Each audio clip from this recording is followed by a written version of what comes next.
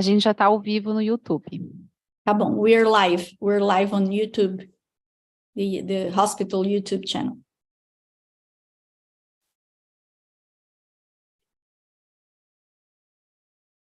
Okay, so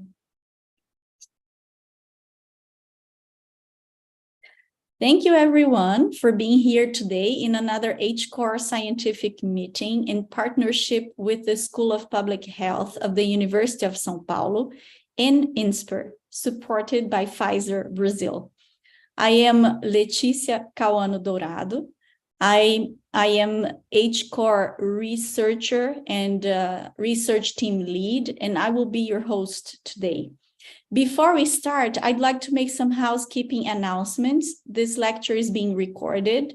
A certificate of attendance is issued by the School of Public Health of the University of São Paulo, and the link to obtain it will be posted in the chat box on Zoom and YouTube. There will be time for questions and answers in the end. And during the question and answer session, if you don't want to speak, you may write your question in the chat box in Portuguese, in English, no problem. And finally, please keep your microphone on mute throughout the presentation. Por favor, microfone desligado durante a apresentação. Now, let me present you our guest speaker of today's meeting, Dena Zeraatkar. I hope I have pronounced your last name correctly, Dena. Perfect, yeah. It's PhD and assistant professor in the departments of anesthesia and health research methods, evidence, and impact at McMaster University. Her research centers on evidence synthesis and evaluation. Now, without further ado, I'll pass the mic on to you, Dena. Thank you. Thank you, Letitia. I'll share my slides. Are you able to see my screen all right? Excellent. Thank you. It's a pleasure to be here. I'll start with just a quick introduction. As Letitia mentioned, I'm an assistant professor in the departments of anesthesia and HEI at McMaster University in Canada, before which I completed a postdoctoral fellowship at Harvard Medical School and my doctoral degree in health research methodology.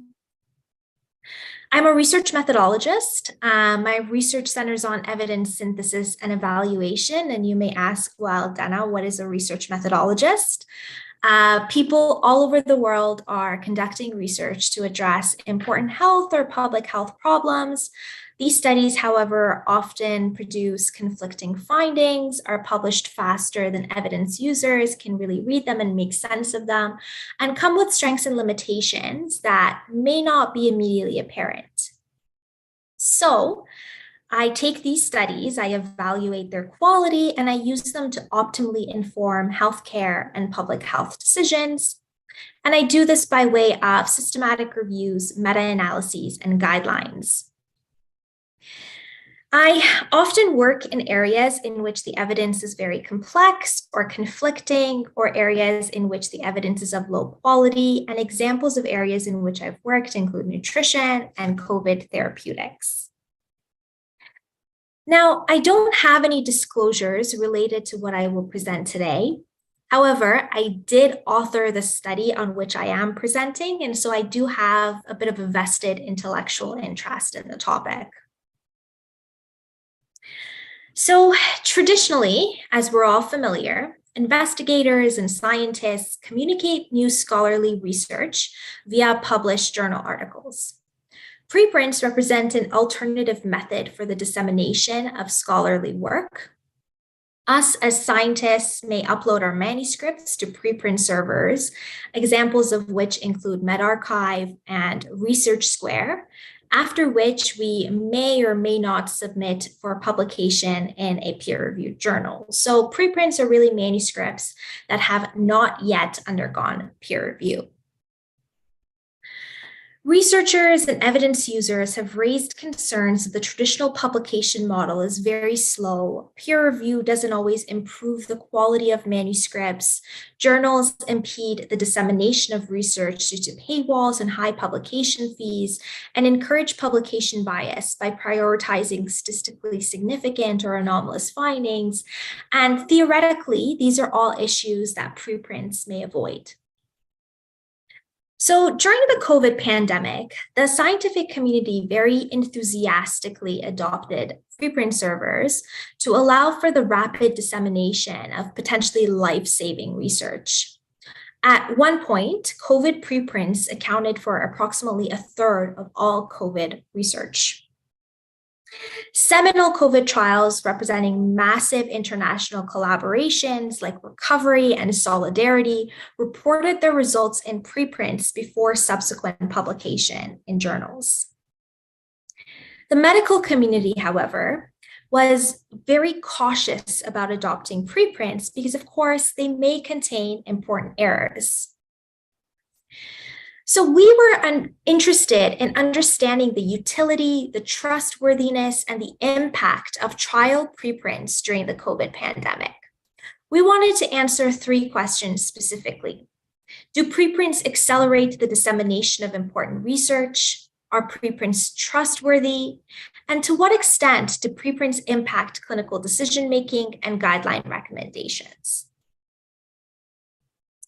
So during the COVID pandemic, our group worked on a series of living systematic reviews and network meta-analyses published in the BMJ, addressing the comparative effectiveness of therapeutics for COVID. And we capitalized on this data from these reviews to address the trustworthiness and impact of trial preprints during the COVID pandemic. And I'll provide a little bit more context about these reviews. So these living reviews provided a comprehensive synthesis of all trial evidence addressing drug therapies, antiviral antibodies and cellular therapies, and prophylaxis for COVID.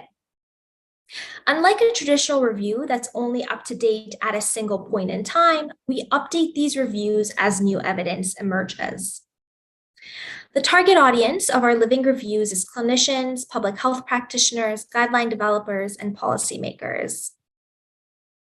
Our living reviews also inform linked living guidelines. So whenever the living reviews identify information that may change practice, we work with a parallel panel to develop guideline recommendations. These guideline recommendations are published by the BMJ and are endorsed by the World Health Organization. They're adopted by health systems and clinicians all over the world, courtesy of major WHO involvement. So as part of these living reviews, we perform daily or weekly searches of COVID research databases, and following training and calibration exercises to ensure sufficient agreement, pairs of reviewers working independently and in duplicate screen titles and abstracts of search results for eligibility and full texts of records deemed eligible at the title and abstract screening stage. Reviewers subsequently extract data from the eligible trials, again, working independently and in duplicate. Now, for this study specifically, the screening team linked preprints with their later publications. To link preprints and publications, we relied on trial registration numbers, the names of the investigators, the recruiting centers and countries, dates of recruitment, and baseline patient characteristics. Whenever the relationship between a preprint and its subsequent publication was ambiguous, we reached out to the trial authors for clarification. Subsequently, the data collection team documented key differences in methods and results between the initial preprints and their finalized publications. So our study included all trial evidence addressing COVID therapeutics up to August 2021. So it was 356 trials in total. 101 of these trials were exclusively available as preprints, 181 as journal publications, and 74 as preprints first and later as journal publications. To estimate how preprints might accelerate the dissemination of research findings compared to traditional journal publications, we calculated the length of time between a preprint being posted on a preprint server to its eventual publication in a peer-reviewed journal. The median time to publication from a preprint being posted on a preprint server to being accessible in a peer-reviewed journal was approximately 6 months. Now, in the context of a health emergency like COVID, it's crucial to have timely access to research findings. However, our study found that half of all preprints remained unpublished at 6 months and a third at 1 year, a duration that's far from ideal in such critical situations. And bear in mind that these are all COVID trials. So journals expedited the publication of COVID research. For other areas, I anticipate that the time to publication to be at least twice that of what we're observing here. We may have overestimated the time to publication of preprint reports if some preprint authors didn't attempt to publish in peer-reviewed journals. However, empirical evidence from surveys of preprint authors indicates that the vast majority actually intend to publish their findings in peer-reviewed journals. Next, we compared the preprints of trials that were later published to their published version for discrepancies in key methods and results. So important differences between preprints and their later publications would suggest that preprints may not be entirely trustworthy as preprints undergo important changes in peer review. Conversely, if preprints in their later publications are largely similar, it suggests that peer review may not introduce important changes and that trial preprints and publications are comparable in their level of trustworthiness. So we found half of all trials to have one or more discrepancies in the reporting of key methods and results. 30 trials had one or more discrepancies in the reporting of key methods, and 31 had key discrepancies in results. But the discrepancies weren't really important. For example, the Panama trial, initially available as a preprint and later published in Lancet Rheumatology, provided additional details in the publication on the randomization process and on allocation concealment. Another example, the recovery dexamethasone trial reported slightly different results for mortality and mechanical ventilation between the preprint and the publication, most likely not because of an error in the preprint, but because of events that accumulated in the trial from when the preprint was posted to when it was eventually published. This figure shows differences in results between preprints in purple and later publications in white for trials that reported on mortality and mechanical ventilation. And as you can see, the magnitude and the precision of results were nearly identical between preprints and their later publications. Now you may say, well, Dena, you are looking at a very select sample of preprints that were later published, and such preprints are likely to represent the most trustworthy preprints and may not be representative of all trial preprints. And that is a very valid point. To address this concern, we attempted to determine if there were any important differences between preprints that were later published in peer-reviewed journals and those that remained unpublished in our sample. We compared preprints with and without publications, focusing on trial characteristics, patient characteristics, funding, and results. We didn't find any important differences between preprints with and without publications. This suggests that preprint reports of a trial that were later published were largely similar to those that remained unpublished at the time of our analysis.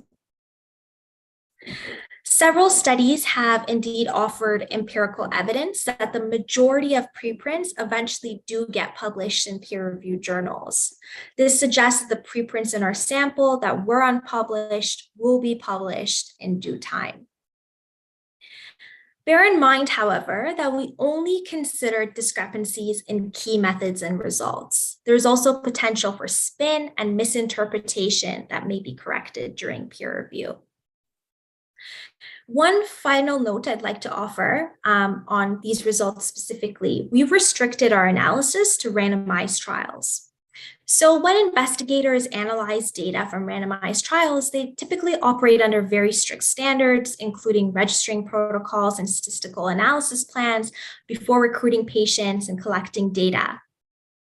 Important methodological decisions like whether to blind patients or healthcare providers or the choice of primary outcome cannot be modified upon trial completion, or shouldn't be modified upon trial completion. There is, however, more flexibility for observational studies. So when investigators perform observational studies, they're not obligated to register protocols or statistical analysis plans, and they have more flexibility to modify critical aspects of their study during peer review, which may give rise to differences between preprints and publications. I anticipate that if we had looked at observational studies, we would have seen greater differences between preprints and publications. Next, we compared the number of preprints and publications that have been retracted, an indication of the extent to which preprints may have issues with data integrity or data fabrication. We identified 4 retracted trials. Among these, 1 was posted as a preprint and the remainder were in peer-reviewed journals.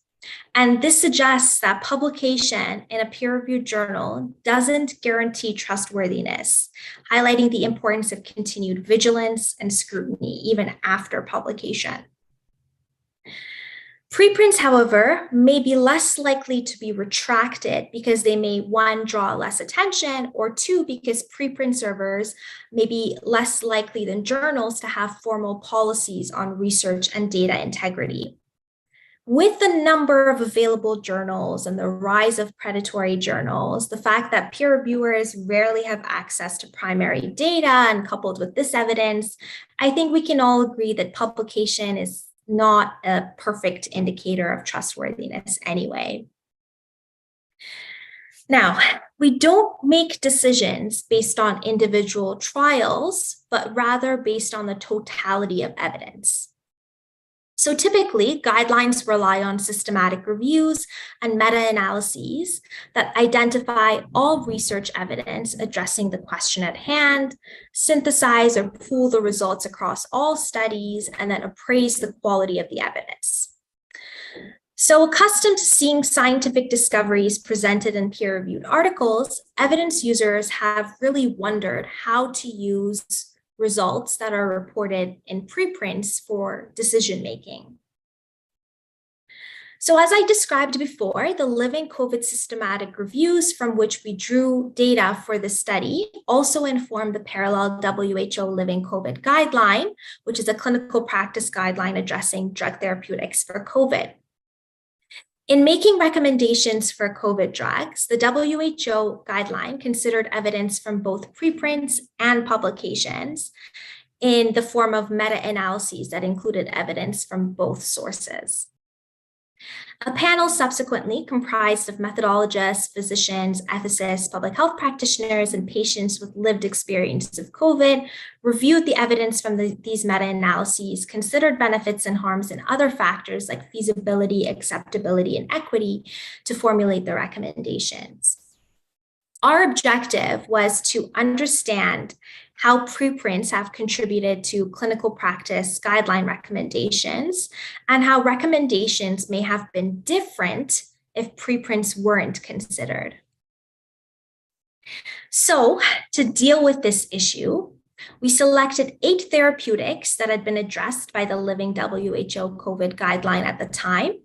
We performed meta-analyses, including and excluding evidence from preprints at 1, 3, and 6 months after trial data first became available, and at the most recent time point. So we performed 120 meta-analyses in total, 60 of which included preprints, and 60 of which excluded preprints. We compared the meta-analyses, including and excluding preprints. We considered whether they produced comparable results, and whether the certainty or the quality of evidence according to grade was comparable. We then considered whether the living WHO COVID guideline may have made different recommendations if it had not considered evidence from preprints.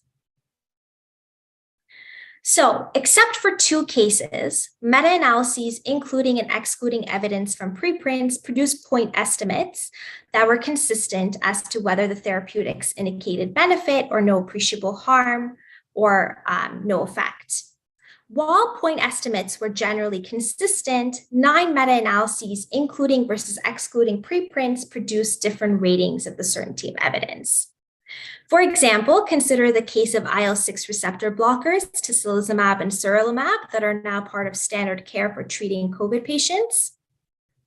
At 6 months after trial data first became available, when we considered evidence from preprints, we found low certainty evidence that, at 6 months after trial data first became available, when we excluded evidence from preprints, we found low certainty evidence that IL-6 receptor blockers may reduce mortality.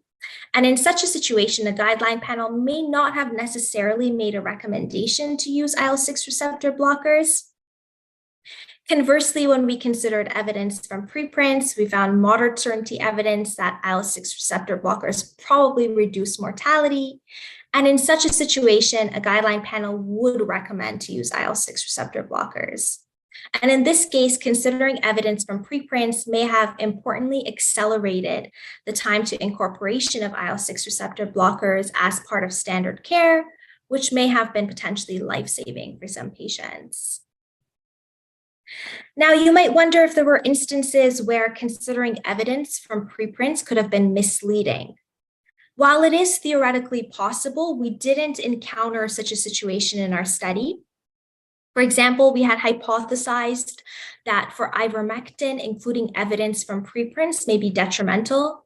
Ivermectin was supported by several trials of questionable integrity that suggested massive, potentially implausible benefit.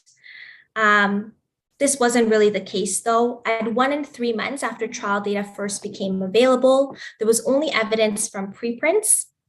And while this evidence suggested that ivermectin is beneficial, the certainty of evidence is very low. And in such a situation, we are not confident in the evidence at all. But at 6 months, and at the latest time point, we had both low and very low certainty evidence that ivermectin may be beneficial from both preprints and published reports. So it's important to note here that despite concerns about the integrity of these ivermectin trials, they still made it into the peer-reviewed literature. So what can we take away from this study? Our results show that preprints really remain the only source of findings of many trials for several months. Half of all trials, for example, remain unpublished at 6 months and a third at 1 year, a length of time that's really unacceptable in a health emergency. Despite our rigorous analysis, we failed to show any compelling evidence that trial preprints are any less trustworthy than published trials. We also show that during the COVID pandemic, in certain situations, considering evidence from preprints may have accelerated the time to the adoption of potentially life-saving drugs. Findings from this study have implications for systematic reviewers, for guideline developers, deciding whether to consider evidence from preprints in reviews and guidelines, for evidence users who are concerned about the credibility of preprint reports, and for trialists who are interested in identifying effective venues for the dissemination of their findings. How does our study compare with similar studies? So our study's findings are aligned with several similar studies that have compared preprints with their subsequent publications. These studies have each focused on various types of research, different timeframes, different disciplines, yet they consistently report that results are between preprints and later publications are minimal and are typically in agreement. When I speak about this study and when I usually talked about this study to investigators, I find that people can be very attached to peer review and very skeptical of preprints. Empirical evidence, however, some of which I've already shared, suggests that preprints are probably not too different from published research. And I'll try to present some additional evidence to try to convince you. And while the aim is not to advocate for abandoning peer review altogether, I just like to encourage a more critical perspective on the peer review and publishing enterprise as a whole. So I'd like you to turn your attention to a seminal paper that initially triggered some skepticism about the peer review process. Douglas Peters and Stephen Sessi put the peer review system to the test. So they selected 12 prestigious psychology journals. The scientific community really regarded these journals as very trusted purveyors of research. Next, they selected a single paper from each of these journals, authored by senior and influential researchers from very prestigious institutions, and then they modified each paper. So first, they replaced the authorship list with fake names from non-existent institutions, and then they made cosmetic changes to the paper to disguise it. After they made these changes, they resubmitted the papers to the same psychology journals that had initially published them. What did they find? Well, of the 12 resubmitted papers, 3 were identified as having been previously published, while the remaining 9 went through the peer review process undetected, surprisingly. 1 was subsequently accepted, and surprisingly, 8 were rejected. And you may expect that the 8 studies were rejected on grounds of novelty. In fact, they had already been published earlier in the same journals, but you would be wrong. In fact, the editors and reviewers never raised concerns about novelty. And I've compiled some excerpts from letters that describe the reasons for the rejections. In many instances, the papers were turned down due to serious methodological flaws identified by the reviewers, rather than concerns about novelty. Now, of course, this study is by no means perfect. It lacks a control group. It lacks a control group of articles from less prestigious authors or a group of articles where the authorship remained unaltered.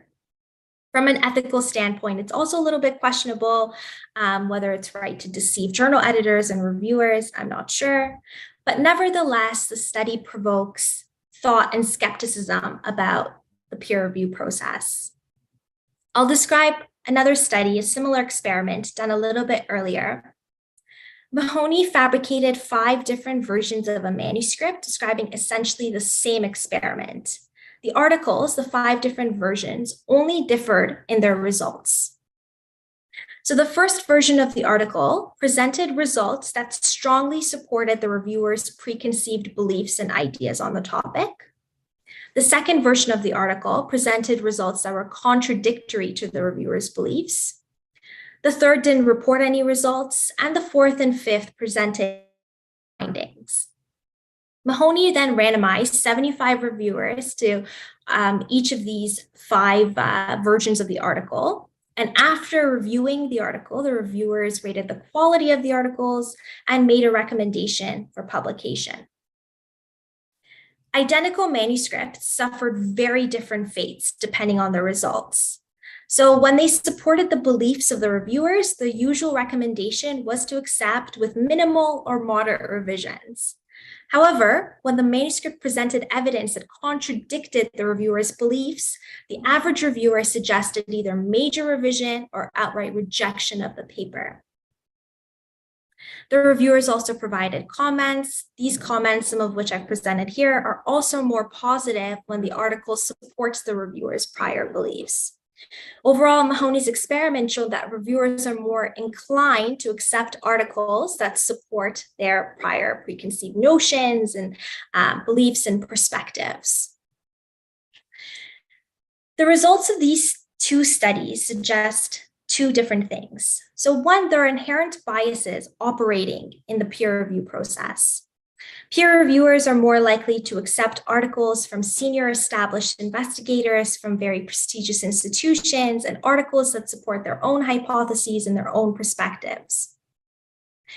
Second, there's an inherent randomness to peer review. The outcomes of the peer review process may largely depend on the leniency of the peer reviewers and the relative interest of these peer reviewers in the topic.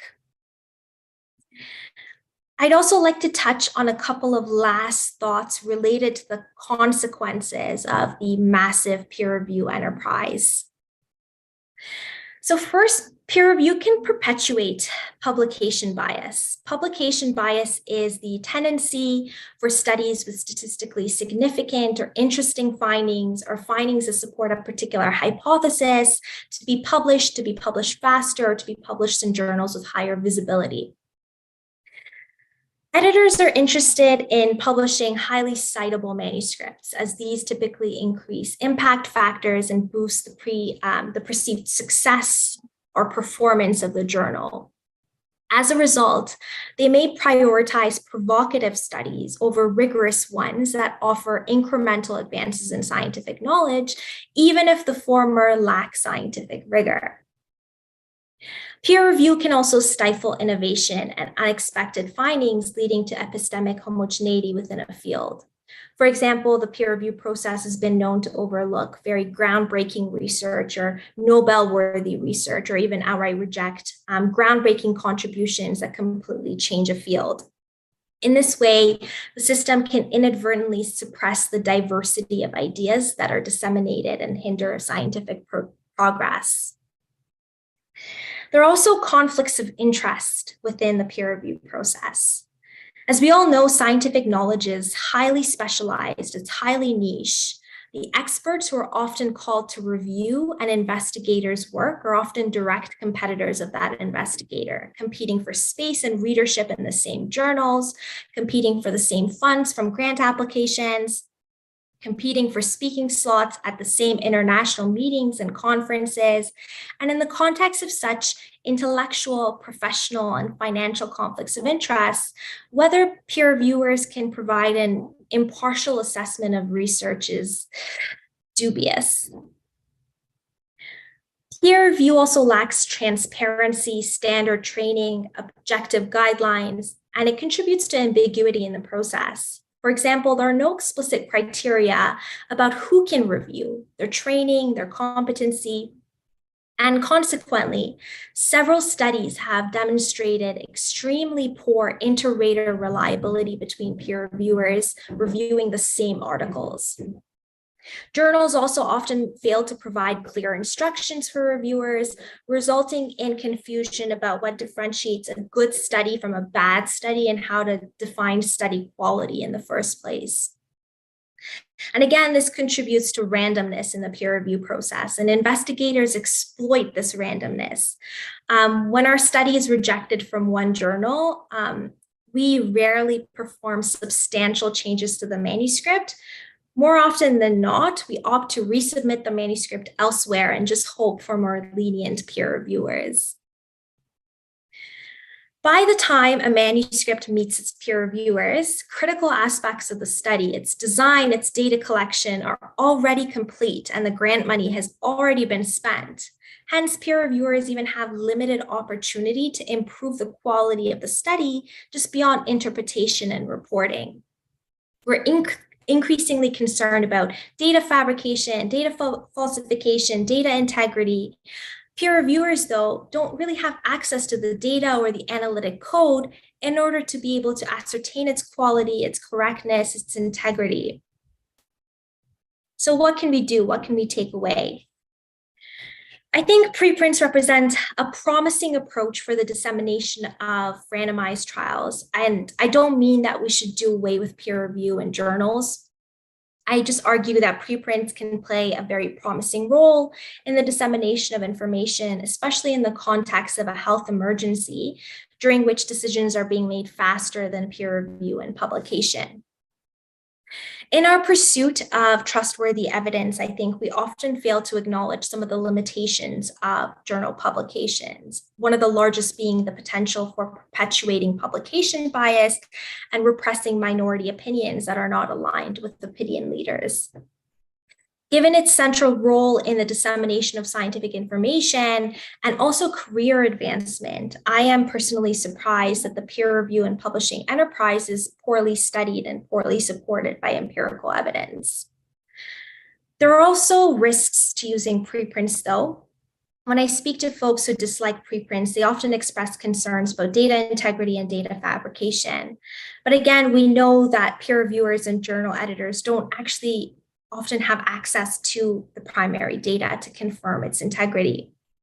With the number of available journals and the rise of predatory journals, the fact that peer reviewers rarely have access to the data, coupled with this evidence, I think we can agree that publication is not a perfect indicator of trustworthiness, and we need better methods in order to be able to distinguish between trustworthy trial reports and those that are not trustworthy.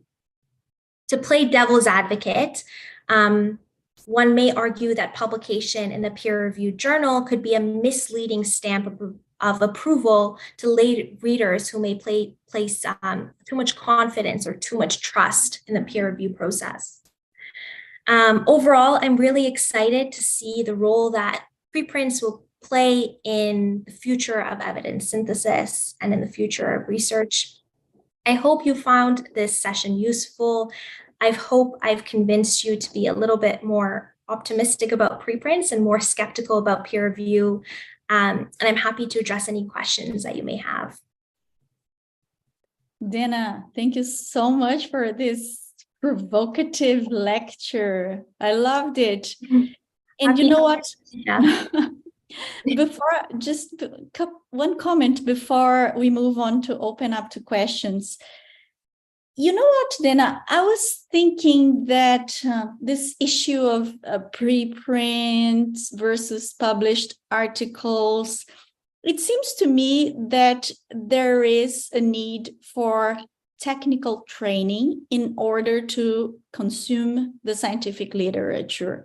So, for example, remembering here the work we've done in the WHO COVID guidelines, it was obvious for me that we could easily incorporate preprints. Everybody was like very knowledgeable on how to navigate a paper, like understand its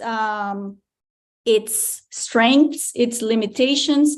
So there wasn't really what it would add. As you said, for fraud, you would need other information that we usually don't have it during the peer review. So I suspect there is a need for training to consume scientific evidence, first point. Second point, if peer review is so important, why there is no, as you said, official training to form professional peer reviewers? Why is it so unprofessional as it is today?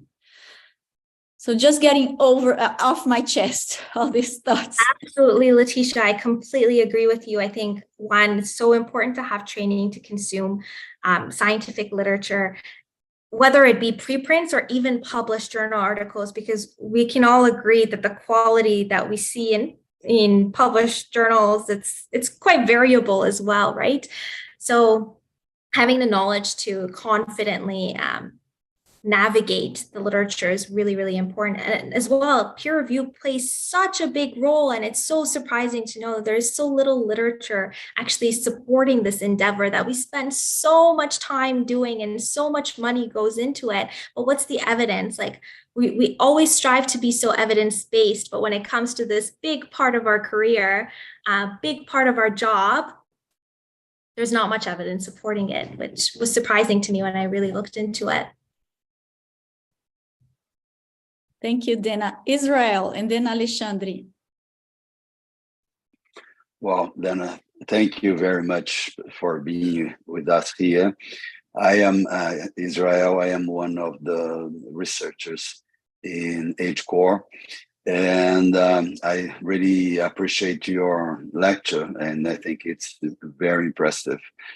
I have a question, actually two questions. how many of these 76 studies that were published, how many of them were published in high impact journals? And did you do any sensitivity analysis between those published in high impact journals compared to those less prestigious journals, or those preprints that were published in high impact and those who were published in less prestigious journals, if you talk about trustworthiness? That's a really good question and something we had thought about. So something that we noticed is that the early COVID trials that were being published in very high impact journals because there was just so much interest in COVID therapeutics at the beginning of the pandemic. And as the pandemic progressed, we kind of lost a little bit of interest. And so later trials were published in journals with lower impact factors. We looked for differences in terms of the characteristics of the trials, whether there were differences between the preprints and the publications, depending on where they were published. We didn't actually find any major differences. We hypothesized that there may be differences, but we didn't actually, observe any notable differences. And I think the reason why that may be is because the quality of the trial or the quality of the investigators wasn't correlated with where the trial ended up being published necessarily. We noticed that the biggest indicator of where the trial would end up being published is when it was completed. So early hydroxychloroquine trials ended up in high impact journals, but then hydroxychloroquine trials that were completed like 6 months after the first few trials came out, there was less interest in them. And so they ended up being published in journals with lower impact factor. So it ended up kind of being random where trials ended up. But of course, there were some, phenomenal trials that always ended up in very high impact factor journals like Recovery and Solidarity and so on. So I hope that addresses your question. Yes. Thank you very much.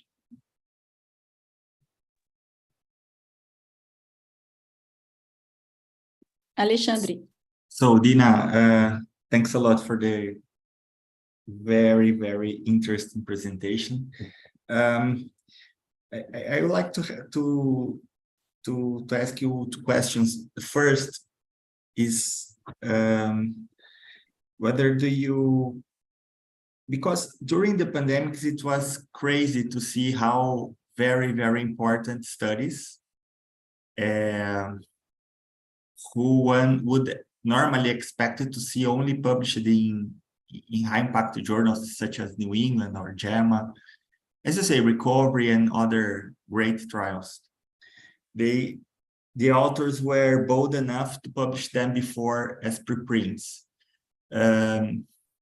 Normally, big journals like New England and JAMA and Lancet, they say, look, do not ever show your evidence in public before submitting here, or will be ostracized, you'll be out of here. So do you think this kind of what happened in the COVID was more an exception because of the urgency of the pandemics, and how do you see, do you think there will still be a lot of bold investigators publishing their large trials in preprint before submitting it to the New England or Lancet or JAMA? So that's a very good observation. I think it was the exception because before the pandemic, we rarely ever shared our results on preprint servers. They weren't as well accepted as they are now. But going forward, I anticipate or I hope that there will be greater acceptance for preprint servers and that journals will be more accommodating of investigators sharing their results on preprint servers before publication in journals.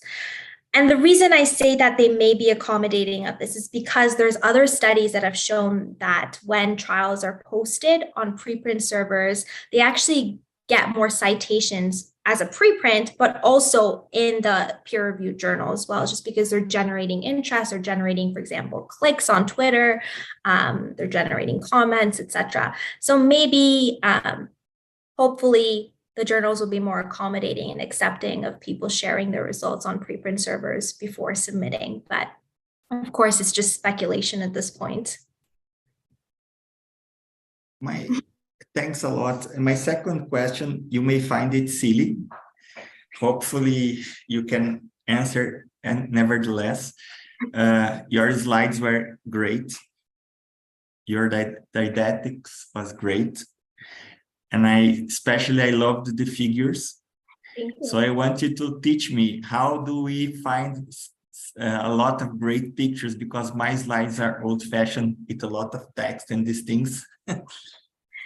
Happy to provide tips. I mean, you can send me an email. I'm happy to share the slides with you after, but the Noun Project is a website where you can find icons to use in your presentation. And beautiful.ai is a new tool where you can have AI generated slides that are beautifully done. So those are my two recommendations for easy slides. Thanks a lot, and I expect the other guys here will forgive me for asking not content-related questions, but the presentations were great. Thank you. Great, thank you so much.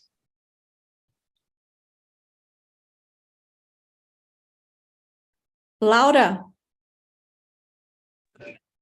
Hello, good evening. I first would like to thank you all. As some of you may know, I'm a student, and I'm really thankful to be here today. We are from a local university, and Dr. Biasi is here providing us this awesome opportunity. And one thing that actually Dr. Leticia said in the beginning is that we need someone to teach us how to read all this scientific related content, because we don't know. And the more I get to know how you work and the information that you provide, that you publish, more I realize that I don't know anything about scientific research. And it's quite impressive, because I mean, participation in this meeting show me that even though I'm a student, I'm not the only one who has doubts.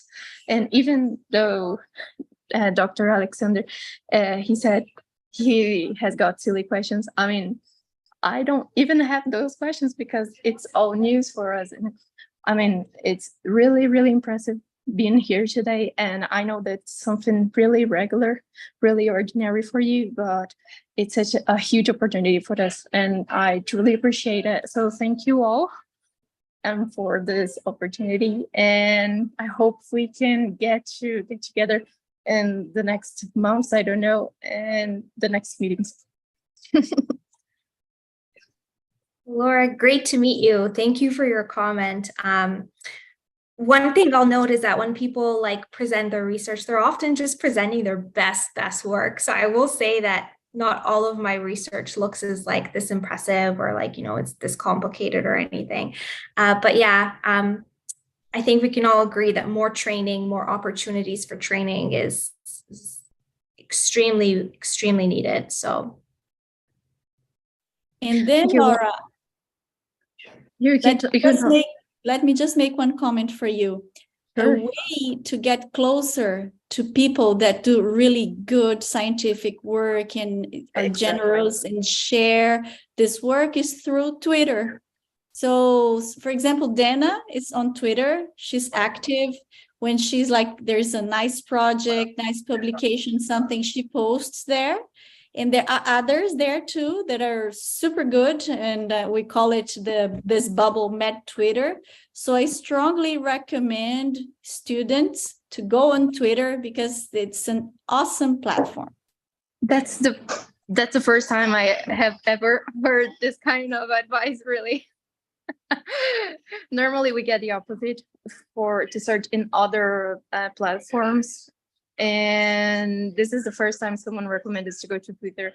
So I truly appreciate it.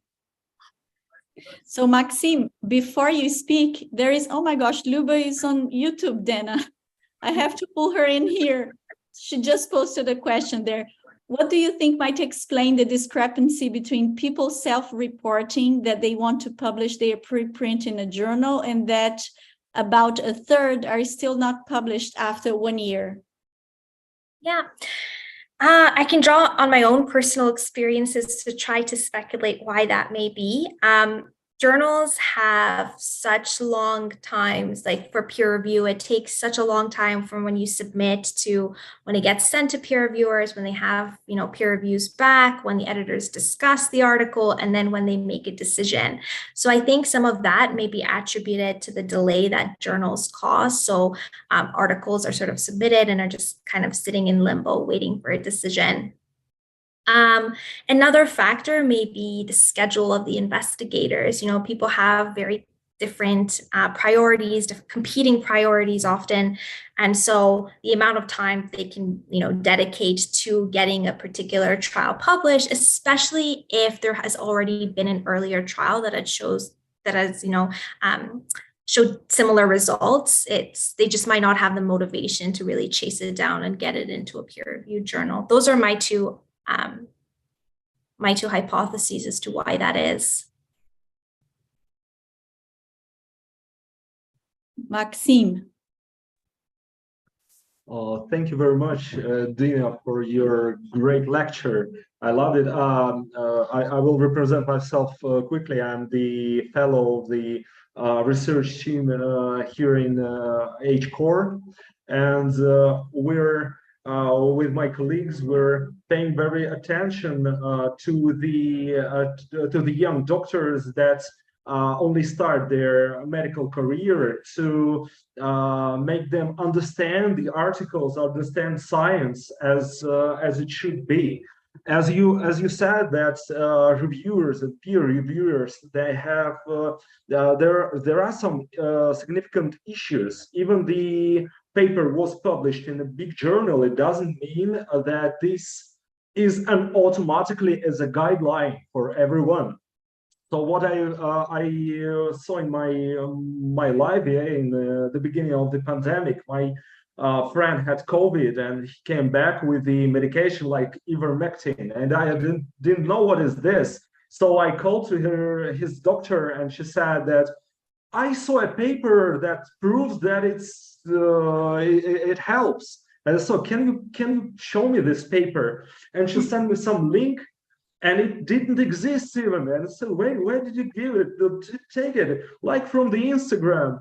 Then I found this paper with my search, and it was like a preprint of like with a small amount of people, but it was published. It was published in a journal, and people who saw it thought, oh, if it's published, so I can use it in my daily practice.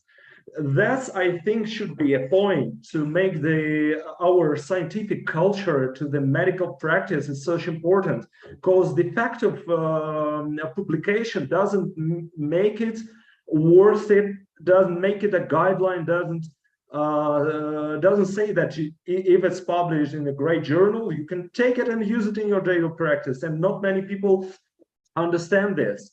But thank you one more time a lot. I love your lecture, and it's magnificent. Thank you very much.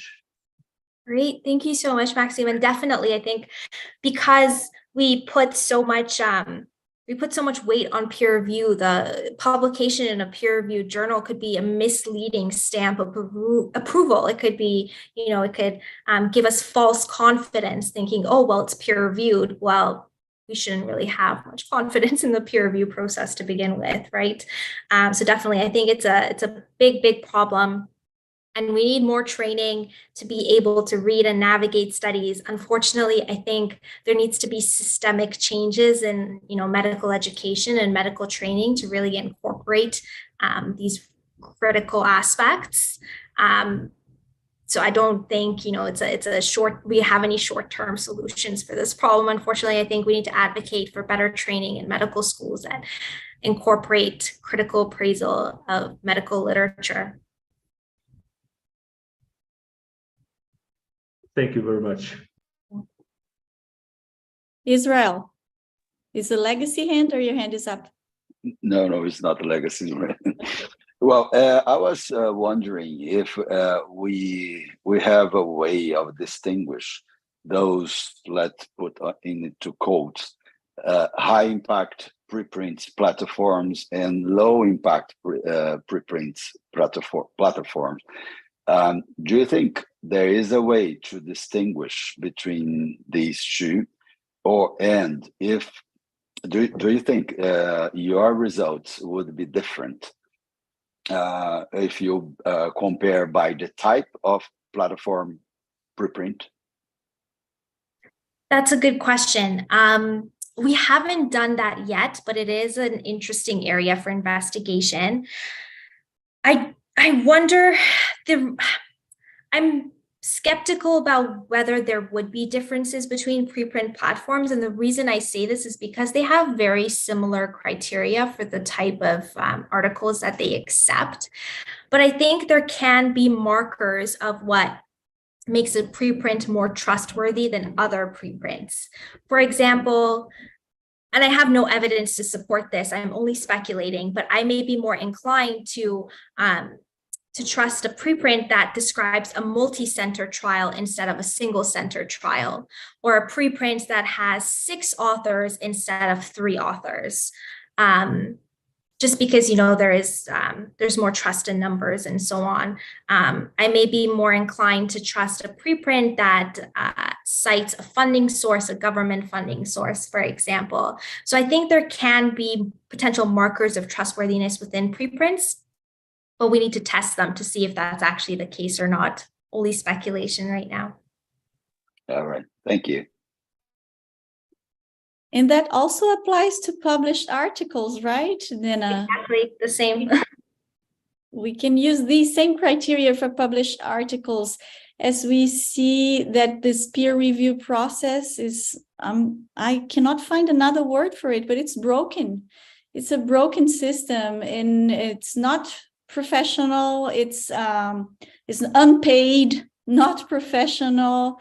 It's not consistent, as you showed. It's unreliable, and it's funny that the scientific output depends on it. So it's something that we need to reflect as a scientific community, how to improve that. As you said, we're so concerned about standards, and then when it comes to peer review, we're just it's handicraft, you know, like something that, like cake recipe, each one has their own, and it's up to their biases, lots of biases. And I may add that for us, from low middle income countries, we face additional biases because, well, from the institution to which you belong to, it adds another layer of challenges. Like when you're like submitting a paper coming from Harvard or Stanford or I don't know, McMaster, it's received in a way, and when it comes from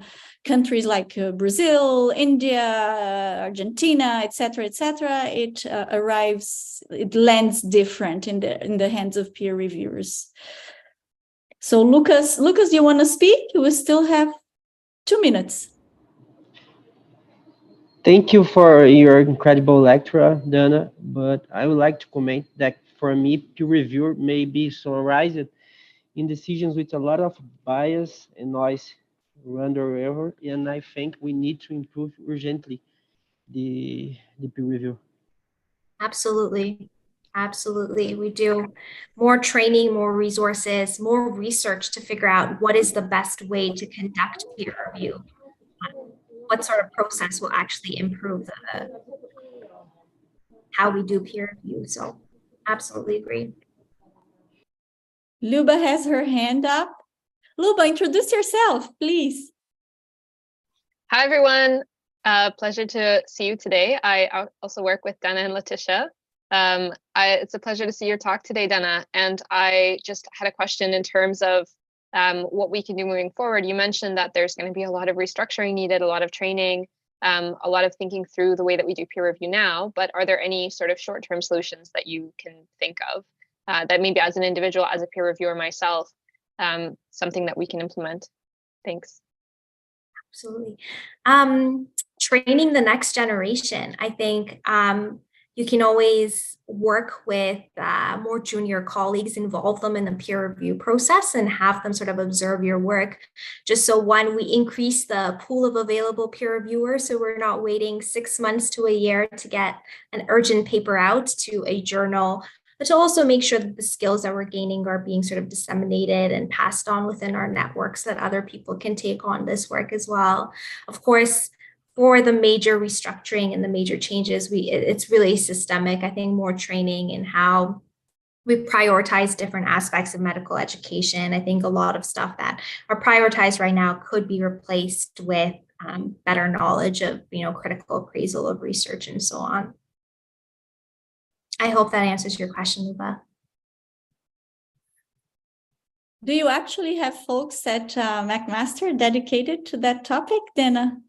It would warm our hearts to hear that.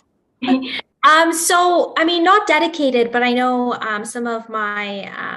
some of the people that I work with, what they normally do is that whenever they get an invitation to do a peer review, they sort of invite their trainees to also help the peer review process. So they take the first stab, and then the senior, the more senior person sort of reviews how they've evaluated the work and provides comment, just so they become engaged in the process and familiar with the process earlier on. That's great. Dena, it was so nice to have you here. And Tyler, Tyler has conflicts of interest, right? He posted, "Good job, Dena, woohoo!" He has to say that. Tyler is Dena's partner, I must say, right, Dena? And super competent also. Pulmonary and critical care fellow, correct, Dena? Yes, that's right. Yeah, and going to become a great methodologist too, it seems to me. So this is wonderful, Dena. This has been super educational for us, provocative, and as an institute that produces research in Brazil, I think we also need to discuss internally how we can help within Brazil to improve this system of scientific publication, peer review. I also think it's our role. So your lecture was super nice in this regard for us. Thank you very much, Dena. It was awesome. And I'll see you all in the next scientific meeting. Bye, everyone. Thank you. Thank you very much, Leticia. Thank you, you. Dena. Ciao, thank you. Bye. Bye-bye.